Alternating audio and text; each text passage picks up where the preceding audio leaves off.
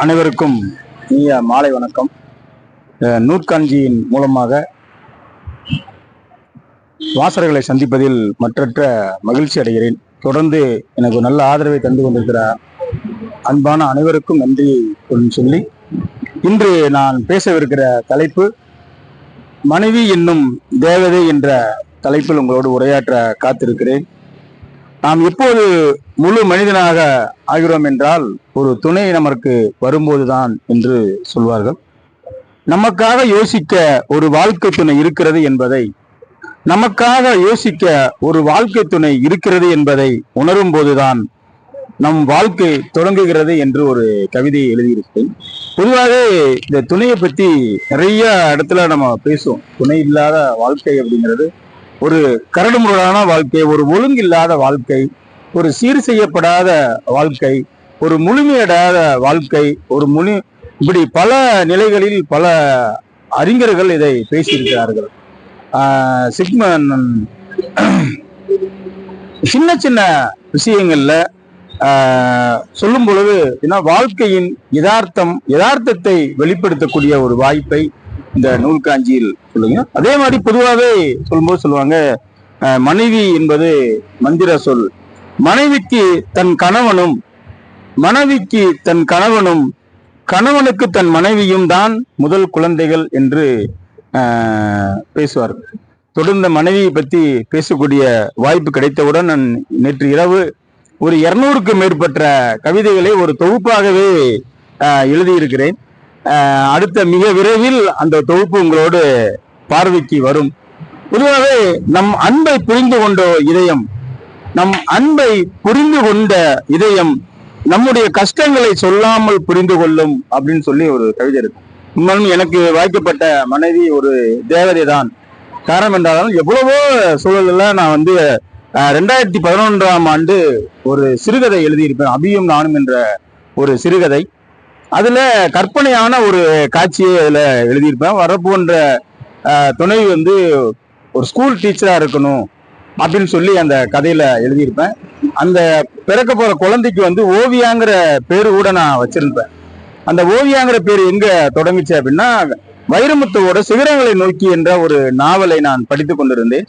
அதுல ஓவியாங்கிற ஒரு கேரக்டர் வரும். அந்த ஓவியா தான் என்னுடைய சிறுகதையிலையும் நான் பதிவு பண்ணியிருப்பேன். ஆனா எனக்கு மகன் பிறந்து விட்டார். இருந்தாலும் அந்த தேவதையை நான் இன்னைக்கு பேசணுங்கிற ஒரு வாய்ப்பு எனக்கு கிடைத்தது. வாழ்க்கையில் வெற்றியோ தோல்வியோ எது நடந்தாலும் கடைசி வரைக்கும் கூடவே இருக்கும் ஒரு ஜீவன் மனைவி மட்டும்தான். வாழ்க்கையில் வெற்றியோ தோல்வியோ எது நடந்தாலும் கடைசி வரைக்கும் கூடவே இருக்கும் ஒரு ஜீவன் மனைவி மட்டும்தான் அப்படின்னு சொல்லுவாங்க. தன் மனைவியிடத்தில் குறைகள் கண்டுபிடிக்காத கணவன் கிடைப்பது ஒரு வரம்தான் என்று ஒரு கவிதையை எழுதியிருப்பேன். நிறைய நான் ஆரம்ப காலகட்டத்தில் நிறைய கவிதைகளை நிறைய எழுதுவேன். என்கிட்ட பிடிச்ச விஷயமே நிறைய படிக்கிறது, எழுதுறது. அதே மாதிரி வீட்டிலேயே ஒரு 9000 மேற்பட்ட நூல்களை நான் சேகரித்து வைத்திருக்கிறேன். ஒவ்வொரு முறையும் நிகழ்வுக்கெல்லாம் வெளியே போயிட்டு வீட்டுக்கு வரும்போது நிறைய ஒரு 10 புக்கோட வருவேன். திட்டு வாங்காம அந்த புத்தகம் வீட்டுக்குள்ளேயோ அல்லது நானோ போனதே இல்லை. இருந்தாலும் அந்த திட்டுகளை நான் எப்போதுமே அது ஆசீர்வாதமாகவே எடுத்துக்கொள்வேன். மனைவிக்கு எப்போது இருக்கும் கோபம் தன் கணவனை பற்றியதாக மட்டுமே தான் இருக்கும் என்று ஒரு கவிதையை நான் எழுதியிருக்கிறேன். அழகானவன் அல்ல எனக்கு மட்டும் அழகாய் தெரிபவன் தான் கணவன் என்று மனைவி நினைப்பதும், கடல் நீர் வற்றும் வரை ஆகாயம் அழியும் வரை என் ஆயுள் உள்ளவரை உன்னை காதலிப்பேன் அடி அப்படின்னு ஒரு கவிதைய எழுதியிருப்போம். பொதுவாக நிறைய ஒரு நீண்ட கவிதை ஒண்ணு எழுதியிருக்கிறேன். வணங்குவது எந்தன் கை என்றாலும் வேண்டுதல் என்னவோ உனக்காகத்தான் அப்படின்னு சொல்லி ஒரு கவிதை இருக்கும். எவ்வளவு பெரிய துன்பத்தையும் ஒரே ஒரு புன்னையில் சரி செய்து விடுவாள் மனைவி. எவ்வளவு பெரிய துன்பத்தையும் ஒரே ஒரு புன்னையில் சரி செய்து விடுவாள் மனைவி என்ற ஒரு கவிதை. காதல் மொழியில் கோபம் கூட அன்பின் வடிவம்தான். அவள் சினங்களை நான் ரசிக்கவே என்னோடு அவள் போடும் சின்ன சின்ன சண்டைகள் என்ற ஒரு கவிதை. அதே போல இன்னும் எத்தனை ஜென்மம் ஆனாலும் உன் மீது நான் கொண்ட அன்பு மட்டும் குறையவே குறையாது என்ற ஒரு கவிதை. சண்டையை தொடங்குவதும் அவள், சண்டையை முடிப்பதும் அவள், இடையில் முத்த பரிசு எதற்கு என்று ஒரு கவிதையை நான் எழுதியிருப்பேன். எனக்கான சின்ன சின்ன உலகத்தில் கடவுள் என்ற பெரிய ஆகாயம் என் மனைவி அப்படிங்கிற ஒரு கவிதை. அதே போல என்னுடன் அவளுடன் நான் அழகாய் எங்கள் வாரிசு என்ற ஒரு கவிதை. இப்படி பல நிலைகளில் மனைவியை பற்றி நம்ம சொல்லிட்டே போகலாம். சின்ன சின்ன விஷயங்கள் அவங்க ஒரு கவர்மெண்ட் ஸ்கூல்ல டீச்சரா இருந்தால் கூட நிறைய டென்ஷனோடவே வருவாப்பலாம். பொதுவாக ஒரு யதார்த்தமா ஒரு இடத்துல பேசும்போது சொல்லுவேன், செல்போனும் மனைவியும் ஒண்ணுதான். ஏன் அப்படின்னா அணைச்சா சத்தம் வராது அப்படின்னு ஒரு நகைச்சுவையா ஒரு இடத்துல பேசியிருப்பேன். உண்மையான அன்போடு ஒரு இதயம் நம்மோடு நமக்காக நடமடினால் வாழ்க்கை எப்போதும் சொர்க்கம்தான் என்ற ஒரு கவிதை. அதில் ஒன்றை மட்டும் புரிந்து கொள், இங்கு நான் என்பது நீ என்பதும் வேறு வேறு இல்லை என்ற கவிதை. இப்படி பல கவிதைகளை நான் எழுதியிருக்கிறேன். அதுல கம்பன் எழுத மறந்த காவியம் நாம் இருவர் காதல் காவியம் தான் என்ற ஒரு கவிதை.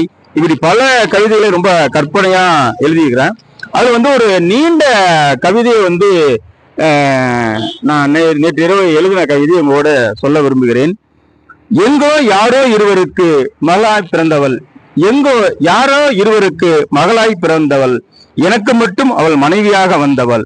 அவளுக்கென்று இருந்த ஆசை கனவு அத்தனையும் மறந்துவிட்டாள். ஆசைகள் கனவுகள் என அத்தனையும் மறந்துவிட்டாள்.